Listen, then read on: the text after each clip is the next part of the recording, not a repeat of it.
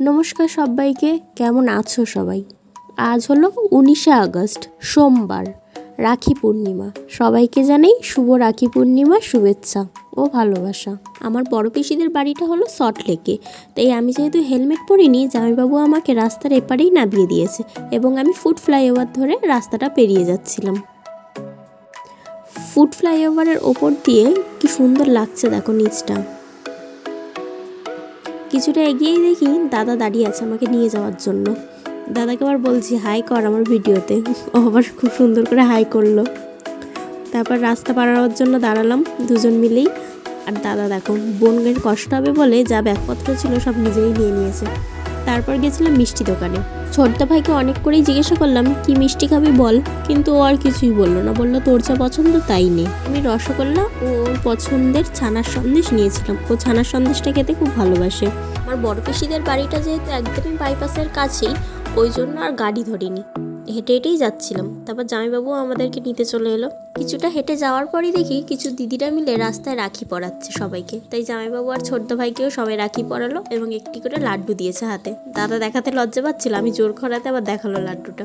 তারপর দেখতে দেখতে চলে এলাম পিসির বাড়ি। এই যে এইটাই আমাদের পিসির বাড়ি।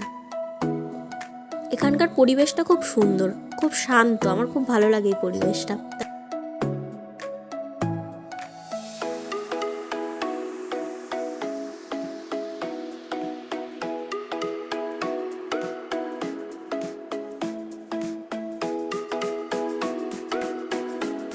ঘরের ভিতরে গিয়ে দেখি দিদি সবজি কাটছে। আমি বলছি কিরে আমার ব্লগে একটু হাই কর, সবজি কাটছে বলে কিছুতেই তাকাবে না লজ্জায়।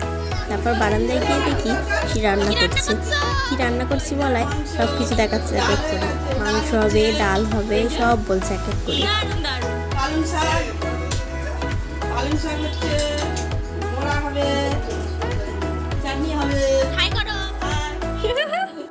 এই পুচকিটাকে দেখছো, এই পুচকিটা হলো আমার দিদির মেয়ে। এর নাম হলো ঋষিকা।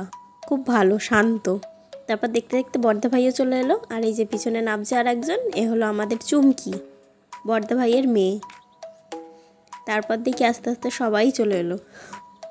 ওই যে আসছে, ও হলো সুকেন ভাই, আমার বৌদির ভাই হয়। তারপর সবাই চলে এসছে যেহেতু, আমিও মিষ্টির প্লেটগুলো সাজিয়ে নিলাম। এক এক করে সবাই চলে আসছে যেহেতু, তাই আর রাখি পরাতে লেট করিনি। প্লেটগুলো কিরম সাজানো হয়েছে বলো কিন্তু কমেন্ট করে। তারপর শুরু হলো আমাদের রাখি পরানোর পর্ব। প্রথমে পুচকিটা তার দুই দাদাকে রাখি পরিয়ে নিল। প্রথমে ওর গপু দাদাকে, তারপরে পরালো রিজু দাদাকে। আর কি সুন্দর করে রাখি পরাচ্ছে দেখো, একেবারে পাকা বুড়ি।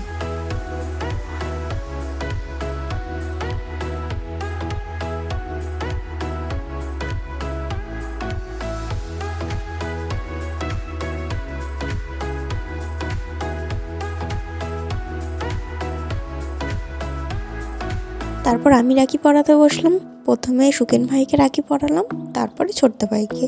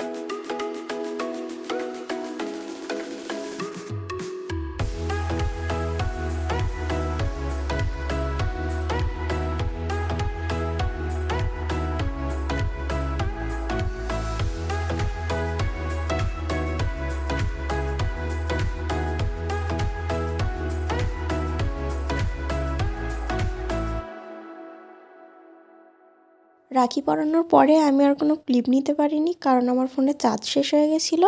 তাই রাখির পর্ব এইটুকুই। আমাদের ভাই বোনের মিষ্টি সম্পর্ক কেমন লাগলো তোমাদের জানিও। ভিডিওটা ভালো লাগলে একটি লাইক, কমেন্ট আর সাবস্ক্রাইব করে দিও চ্যানেলটিকে। Thank you.